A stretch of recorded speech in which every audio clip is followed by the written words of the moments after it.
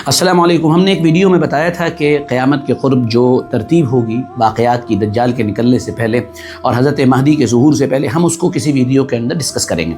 और साथ में ये भी बताएंगे कि हज़रत महदी के साथ किस किस्म के लोग होंगे और कौन से लोग उनके साथ रहेंगे और कौन से लोग उनका साथ छोड़ देंगे। जो साथ छोड़ देंगे उनका अंजाम क्या होगा और जो लोग साथ रहेंगे उनका अंजाम क्या होगा। इस पर ही हम इस वीडियो में तफसील से डिस्कस करने जा रहे हैं। ये वीडियो आपके लिए बहुत ही इंफॉर्मेटिव होगी, मज़ेदार होगी, इसको आखिर तक ज़रूर सुनिएगा। देखिए, पहली बुनियादी चीज़ जो है, जो जानने की है, जो समझने की है, वो ये कि क़ुर्ब क़यामत की जितनी भी बातें हम आपके सामने पेश करते हैं उसका मकसद कोई इंटरटेन करना नहीं होता है कि आप मज़े लें कि वाह सुभान अल्लाह ऐसा होगा, अल्हम्दुलिल्लाह ऐसा होगा। बहुत से लोग क़ुर्ब क़यामत के हालात को इस तरह बयान करते हैं कि जैसे क़यामत कोई बहुत ही अच्छी चीज़ है और उसको जल्दी से आ जाना चाहिए।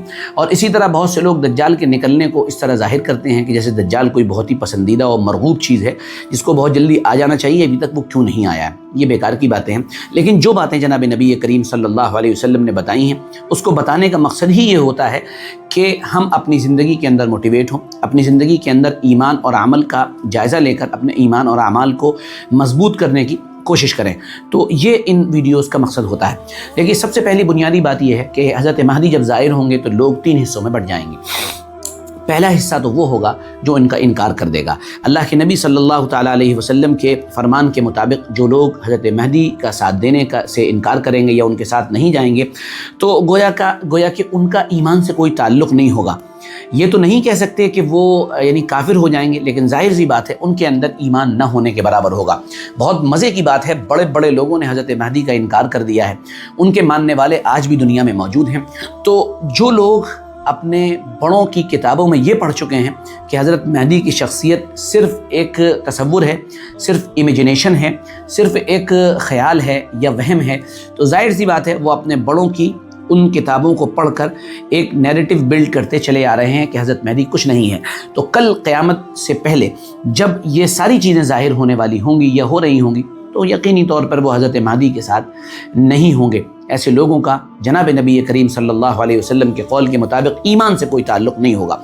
नंबर 2, दूसरे वो लोग होंगे जो हज़रत महदी का साथ देंगे और जंगें लड़ेंगे। ये जंगें बड़ी खौफनाक होंगी और इतनी खौफनाक होंगी कि अल्लाह के नबी सल्लल्लाहु अलैहि वसल्लम की हदीस के मुताबिक इसमें 100 में से 99 लोग शहीद हो जाएंगे। एक एक घर के पूरे लोग उजड़ जाएंगे, सिर्फ एक आदमी पूरे घर के अंदर से बचेगा। इतनी ज़बरदस्त तबाही होगी। कुछ लोग कहते हैं कि शायद जब इतनी तबाही हो तो ये जंगें यकीनी तौर पर बहुत ही ख़तरनाक हथियारों से लड़ी जाएंगी और बहुत ही भयानक जंगें होंगी। हम इस तरह की कोई बात आपके सामने नहीं कर रहे हैं। हमें तो जितना बताया गया है कि जंगें खौफनाक होंगी, इतने लोग बचेंगे और इतने लोग मर जाएंगे, इससे ज़्यादा हमारे पास कहने के लिए कोई चीज़ नहीं है, क्योंकि ये सारी चीज़ें फ़िलहाल गैब में हैं। नंबर 3, तीसरे वो लोग होंगे जो हज़रत महदी के साथ जाएंगे और जाकर लड़ेंगे और लड़ने के बाद शहीद नहीं होंगे बल्कि बच जाएंगे। अल्लाह के नबी सल्लल्लाहु अलैहि वसल्लम के कौल के मुताबिक ये वो लोग होंगे कि इस आजमाइश के बाद यानी हज़रत महदी के साथ जंगों के बाद इनको कोई फितना दुनिया में नुकसान नहीं दे सकेगा, यानी इनका ईमान इतना मजबूत हो जाएगा। जब ये बात हो चुकी होगी तो गोया कि फिर उसके बाद वो जो मैंने अपनी वीडियो में बताया था कि मदीना वीरान होगा और बैतुल मक़दिस आबाद होगा, फिर उसके बाद मुसलमान कुस्तुनतुनिया की तरफ मुतवज्जे होंगे। और ये बात जब हम कह रहे हैं कि मुसलमान कुस्तुनतुनिया यानी इस्तांबुल को फ़तेह करने जाएंगे तो इसका मतलब अपने आप ही ये होगा कि गोया के इस्तांबुल ये गैरों के और काफिरों के कब्ज़े में जा चुका होगा। अब बहुत से लोग इसको इस तरह से रिलेट कर देते हैं, जैसे एक हमारी बड़ी दिलचस्प एक मिलने वाले हैं, वो तुर्की शिफ्ट होना चाहते थे। तो उनसे किसी आलिम साहब ने कहा तुर्की जाकर क्या करोगे, तुर्की तो क़यामत के करीब ख़ुद काफिरों के कब्ज़े में चला जाएगा। तो उन्होंने तुर्की जाने का इरादा कैंसिल कर दिया। हमें नहीं मालूम ये सब क्या होगा। बहरहाल ये जो लोग होंगे जो हज़रत महदी के साथ लड़ चुके होंगे, इनका ईमानी लेवल इतना ऊपर जा चुका होगा कि इनको कोई फितना नुकसान नहीं देगा। और जब ये इस्तांबुल की चौखट पर पहुँचेंगे या इस्तांबुल पहुँचेंगे तो पूरा का पूरा इस्तांबुल ला इलाहा इल्लल्लाह की ज़रबों से फ़तेह हो जाएगा। बहुत मज़े की बात यह है कि जो लोग ये कहते हैं कि ला इलाहा इल्लल्लाह की ज़रबों से कुछ नहीं होता है, क़ुर्ब क़यामत ला इलाहा इल्लल्लाह की ज़रबों से इस्तांबुल फ़तेह हो जाएगा। बहुत से उलमा ने इस बात का इजहार किया है, इशारा किया है, हमें नहीं मालूम कि उनकी बात कितनी सही है, लेकिन उन्होंने इशारा किया है कि रजब तैयब एर्दोगान की जो वापसी हुई है और वहाँ पर उलमा की जो پچھلے 50-100 سال کے اندر جو محنتیں ہیں اس میں خاص کر تصوف کا بڑا زبردست اور اہم ترین کردار ہے۔ تو ان لوگوں کا ماننا یہ ہے کہ استنبول یہ غیر مسلموں کے ہاتھ جا چکا تھا، پھر اس کے بعد متصوفین کے ذریعے، تصوف والوں کے ذریعے، اہل اللہ کے ذریعے کلموں کی جو ضربیں لگائیں گے ان کی برکت سے اللہ تعالیٰ نے دوبارہ استنبول اپنے ہاتھ میں دے دیا۔ لیکن یہ خیال بظاہر بڑا ضعیف اور کمزور سا معلوم ہوتا ہے، کیونکہ جو بات حدیث پاک کے اندر ہے کہ جب استنبول فتح ہو جائے گا اور مسلمان وہاں ہوں گے تو اس وقت پھر ایک اعلان کیا جائے گا کہ دجال آ چکا ہے۔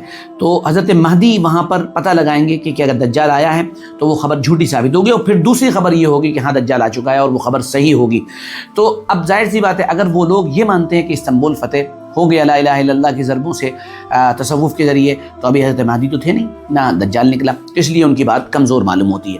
اس کے بعد جب یہ ساری کی ساری چیزیں ہو چکی ہوں گی تو پھر اس کے بعد جو ہے دجال نکل آئے گا، اور دجال جب نکلے گا تو پھر ایک یعنی پوری دنیا کے اندر ایک انقلاب برپا ہو جائے گا۔ پوری ویڈیو کو سمرائز کرتے ہوئے میں سیدھے الفاظ میں آپ کو 4-5 باتیں بتا دیتا ہوں جس سے پوری بات کلیئر ہوگی۔ نمبر 1، دجال کا فتنہ وہ آ چکا ہے۔ نمبر 2، دجال کا آنا باقی ہے، اس کے آنے سے پہلے کی ترتیب شاید اسی طرح ہوگی کہ بیت المقدس کی آبادی ہوگی، مدینہ ویران ہو جائے گا۔ مدینہ کے ویران ہونے کا مطلب ہم نے اپنی دوسری ویڈیو میں تفصیل سے بتا دیا ہے۔ پھر اس کے بعد جب حضرت مہدی کا ظہور ہوگا تو بھی جنگیں ہوں گی، جب جنگیں ہوں گی تو ان جنگوں کے بعد پھر قسطنطنیہ یعنی استنبول فتح ہوگا، اور جب استنبول فتح ہوگا تو پھر دجال نکلے گا۔ یہ ایک سیکوینس ہے، یہ ایک ترتیب ہے جو احادیث مبارکہ سے معلوم ہوتی ہے، اور اس کے اندر ابھی تک فی الحال کوئی چیز پوری ہوتی ہوئی نہیں نظر آ رہی ہے۔ فی الحال نہ مدینہ ویران ہوا ہے، نہ بیت المقدس بہت اچھی طرح سے آباد ہوا ہے نا، نہ جو ہے حضرت مہدی کا ظہور ہوا ہے، نہ بڑی جنگوں کا آغاز ہوا ہے نا۔ ہاں یہ کہہ سکتے ہیں آپ یوکرین کی جنگ اور یہ جنگ مان سکتے ہیں، جو فلسطین کے اندر جو جنگ ہو رہی ہے سب مان سکتے ہیں، لیکن اس طرح کی جنگیں جو حضرت مہدی کی قیادت میں لڑی جائیں وہ ابھی ظاہر نہیں ہوئی ہیں۔ بہت سے لوگ اس طرح کی بات بھی کہتے ہیں کہ شاید حضرت مہدی ظاہر ہو چکے ہیں اور وہ خاموشی سے اپنا کام کر رہے ہیں، ہمیں اس کے بارے میں علم نہیں ہے۔ جس کے بارے میں ہمیں علم نہیں ہے تو ہمیں کہا گیا وَلَا تَقْفُ مَا لَيْسَ لَكَ بِعِلْمٍ، زیادہ اس بات کو بیان مت کرو کہ جس کا تمہارے پاس علم نہ ہو۔ تو اس سیکوینس کو اگر ہم سامنے رکھیں تو بہت سی باتیں کلیئر ہو جاتی ہیں۔ اللہ تعالیٰ سے دعا ہے، درخواست ہے کہ اللہ تعالیٰ ہم سب کو صحیح عمل کی توفیق عطا فرمائے۔ ویڈیو اچھا لگا اور شیئر کیجیے، آگے بھیجیے، اور اچھے کمنٹس کیجیے، اور یہ بھی بتائیے کہ اگلا ویڈیو ہم کس موضوع پر بنائیں۔ جزاکم اللہ، السلام علیکم ورحمۃ اللہ وبرکاتہ۔